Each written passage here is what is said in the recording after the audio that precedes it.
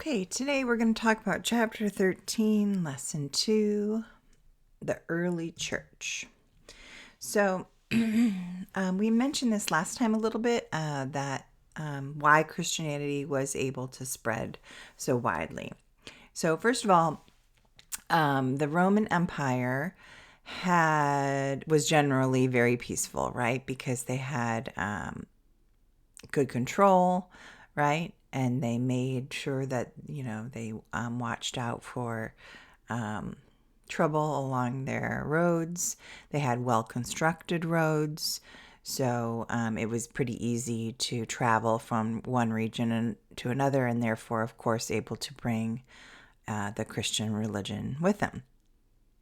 A second reason it was able to spread so widely was because people in the empire spoke a common language, either Latin or Greek. And so, you could communicate and spread the message that way. Another reason is that Christianity had an attractive message. Remember that the Romans, their religion is just all about honoring the emperor and the state, and it's not really anything about what helps the people. So here's Christianity, which is saying, here's some comfort that you can have a better afterlife, right? If you act, how we think you should in this life, then you will, rise up to heaven, right, when you die. So, the hope for an afterlife was something they could work towards. The other thing is that the Christian community was attractive for people, right? They have these difficult times, and here we have a built-in community that will help give them some security, right? They'll help take care of each other, and that was something that would seem attractive to them. Okay, so as the number of Christians grow, the Romans start thinking that they are more and more dangerous, like a threat to their empire. And so let's look at why they thought they were dangerous. So first of all, they remember, this, that the Jews refused to worship the emperor and all their different gods, right, that the Romans had. They wanted only the one God, and they didn't agree with idol worship and things like that. So they're seen as being opposing them, right? Also, the Jews are refusing to, or Christians now, right, are refusing to serve in the army because they are against war to solve problems. And so they're saying that they won't be in the Roman army. Also, they got to feel, it was kind of spread around, that the Christians had like this, it was almost like a secret society, because they met outside the city and they did these things that, we don't know what they're doing, but they seem like secrecy. Well, in reality, they were going outside the city to bury their dead, because the rule in Rome was that you couldn't have burials in the city, and so you had to go outside if you wanted to do an underground burial. The Romans and all pagan religions, they usually burn their dead, right, and ashes. So the Christians really had no choice but to go outside of the city. And so those secret meetings they were having were like memorial services, right? Also, they just spread rumors about them, right? Like, they heard about like they heard about like drinking the wine and eating the Eucharist is like the bread, or the wafer nowadays is like supposed to be eating the body of Christ, right? And they say the blood of Christ and the body of Christ, and it's supposed to represent his sacrifice, right? And it's just representative, but they took it more literally, and like even some rumors got started that, maybe they're cannibalistic and things like that. So anyway, it seemed very different than the Romans' way of having very public events right? And so here it seems like they're being secretive. Those all things, that they just don't like being opposed is the bottom line, right? And so they start getting, a bad rap, bad name. They start being blamed for natural disasters, the Christians. Like Nero was one of the ones who's famous for this, that he blamed the Christians for the great fire that burned a lot of Rome. We mentioned that briefly when we talked about Nero. And, of course, that's unfair. Also, he ends up outlawing Christianity. So he was a very against the Christians. And so once it was against the law, right, then you could be punished by not obeying. You're supposed to do these things like publicly, offering sacrifices or burning incense for the gods. And if you refuse to do it, then you are going against the law. And so if you refuse, you could be arrested or imprisoned or tortured or even executed in some points. And so if you're a Christian and you refuse to recant, it's called, and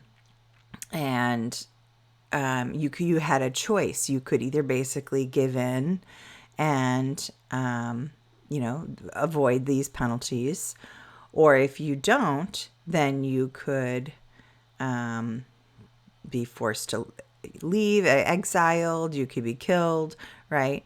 And so, and this is why we got eventually to having Christians be in the Colosseum, right, as being put in there as entertainment for the others, and forced to fight against lions and other animals, and so this is called martyrdom. You might have heard of a martyr as someone who's willing to die for their beliefs. So if you are refusing to recant, right, and give up your religious beliefs, then you are a martyr. Okay. All right. So, Diocletian is the last emperor who really tries to persecute the Christians. So it's been going on for a while, right? Until finally we come to Constantine. So remember, now we've kind of gone, back in history a little bit and then went forward again, right? Like we do a lot. Constantine had an experience. Apparently, he had a dream the night before a big battle, and in the dream, he saw a flaming cross, and in the sky, in Latin, it said, "In this sign you will conquer." And so he told his soldiers to paint the cross on their battle shields, and then they ended up winning. And so he became a believer, right? That he thought the Christian God helped him win the battle, and therefore he should become Christian.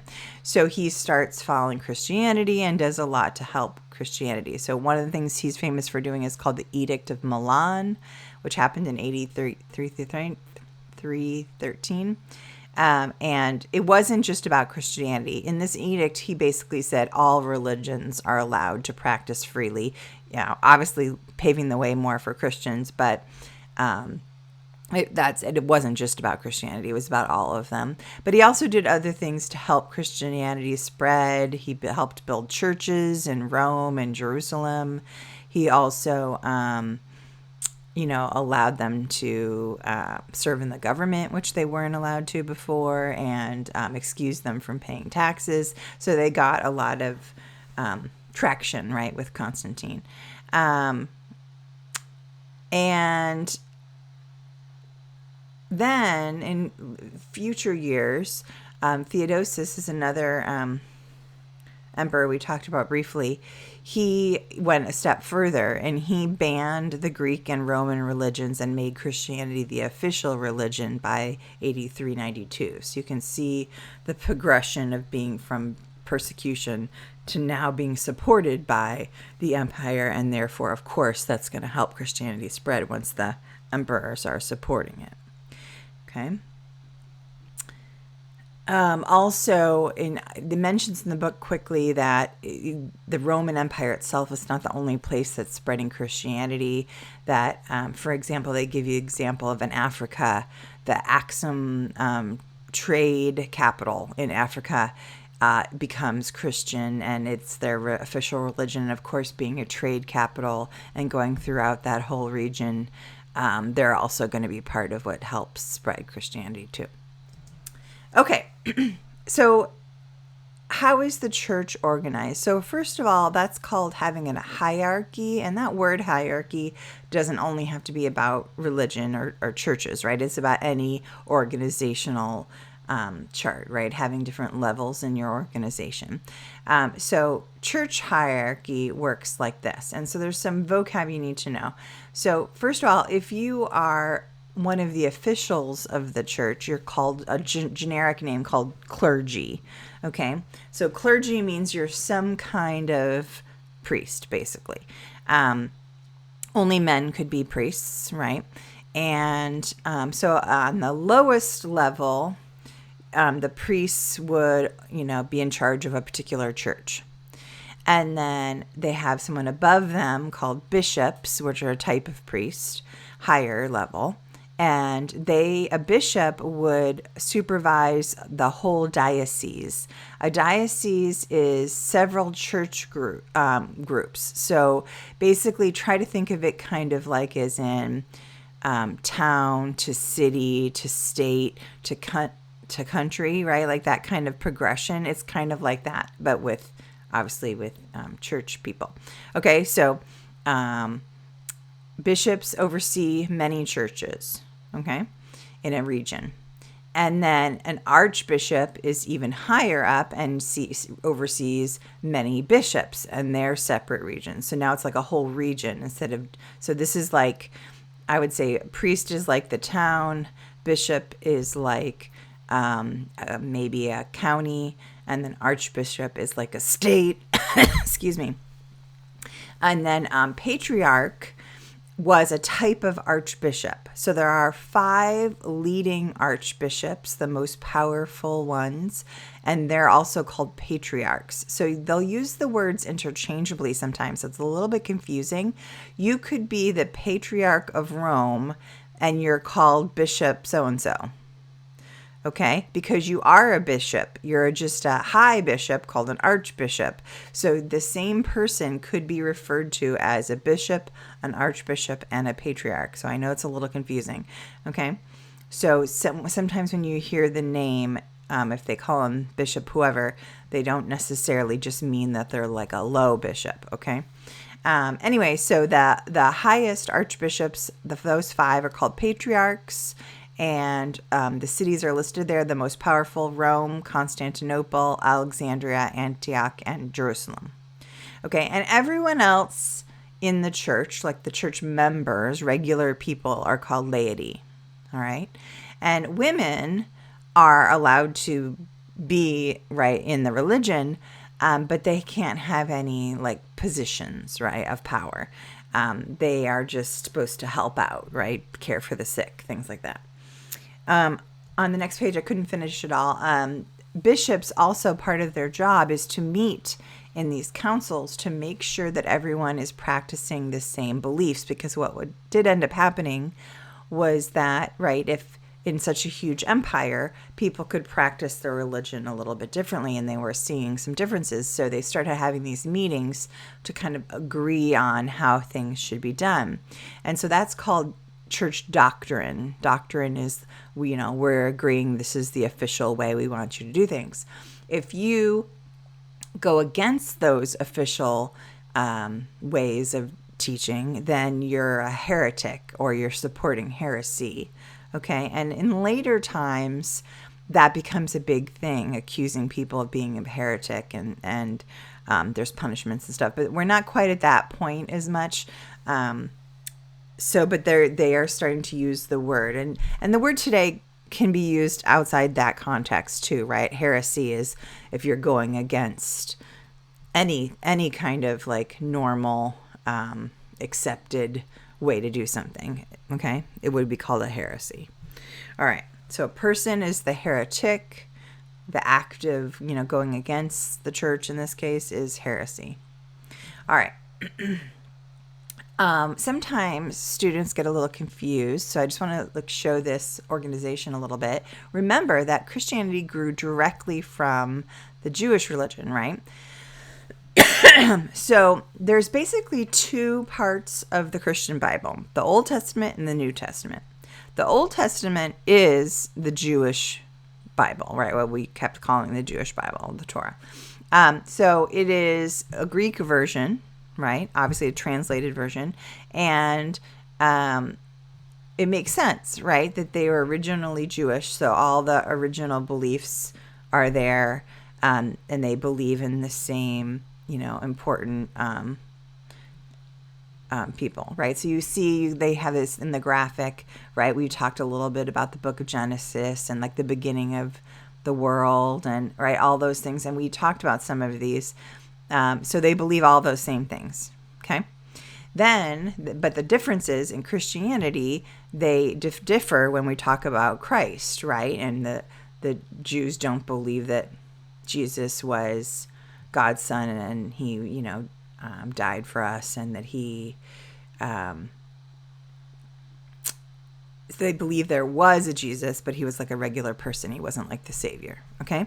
So this is where you start getting the difference. So the New Testament are all those accounts that the apostles wrote about Jesus's life, all the things. Jesus didn't write anything himself and leave it behind, but we have the writings of all the people who witnessed his miracles and his, teachings, and they wrote it down. So those are called the four Gospels: Matthew, Mark, Luke, and John. And then there's other writings, of course, too, and you can see that in the graphic. Paul's one of the famous ones. We talked about Paul, who was originally called Saul, remember, and was instrumental in becoming a big believer after the fact, right? So there's a lot of writings about what they experienced also, and you can see there's a whole list. Okay, and that's all I'm going to do. I'm not going to go into much more detail than that, except for to say one of the most important books is like a history book, basically, from the Christian point of view, and it's called The City of God, and there's other important writings by Father Bishop Augustine. Father Augustine was, they call a church father, meaning like one of the main people that they looked up to, who was the leader. He was from Northern Africa, and there's quite a few very influential writings, but the one I'm talking about here, The City of God, is basically like a history book from the Christian point of view. Okay, so it's very influential. All right, and so we're going to eventually get to a split in the Christian church, and the one of the issues was that the Bishop of Rome starts claiming that he is the kind of leader over all the other bishops. And it's not just one person. It's like a trend that's happening over time. And the reason the Bishop of Rome is feeling like they should have this power over the others is because of two things. One, the Apostle Peter, right, founded the Church of Rome. And so many people think that, Peter is like the first pope. Okay. So since the Bishop of Rome comes directly from Peter, they feel like they're it, right? They're the leader. Also, the Bishop of Rome, his diocese is in Rome, obviously, and that's the capital of the Roman Empire. So they felt like it makes sense that they are like the leader. And so the word pope wasn't used originally, but it develops around AD 600 is when we see it consistently. And the word comes from a word for father in Latin. And what ends up happening is there ends up being this split between some bishops don't like that they're being like told that, there's someone ahead of them, or they should listen to the Bishop of Rome. And some think it's fine. So what ends up happening is the split is between the Latin-speaking churches who accept the Pope as their leader, and they're going to eventually break off and be called the Roman Catholic Church, which is still today having Rome as its center, right? The Vatican City is in Rome. And then the other side is the Greek-speaking side that did not think that the Pope was the leader, and their side is going to end up being called the Eastern Orthodox Church. So it also kind of goes along the lines of the break in the empire. Remember when we talked about how the Roman Empire is going to die out on the western side, and then the eastern side is going to still go on, and it becomes known as the Byzantine Empire? Well, so think of it also kind of along those lines, although the Roman Catholic Church is going to keep going even after the empire itself, right, loses power and kind of goes away. The church is still there. The people are still there. Okay? So maybe that will help you a little bit understand the difference. And we will go and talk about that more. Also, you will see some of that Byzantine influence on the Eastern Orthodox Church too, in some of their practices. I remember the first time I ever went to a Eastern Orthodox church. I grew up Catholic, and so the first time I went to an Eastern Orthodox church with a friend, I was shocked at like how glitzy it was. It had all this gold and it was more ornate than I was used to. And that makes sense though, right? If you think about it being from the Byzantine side and what we talked about Byzantine art. So anyway, we'll talk about that more later.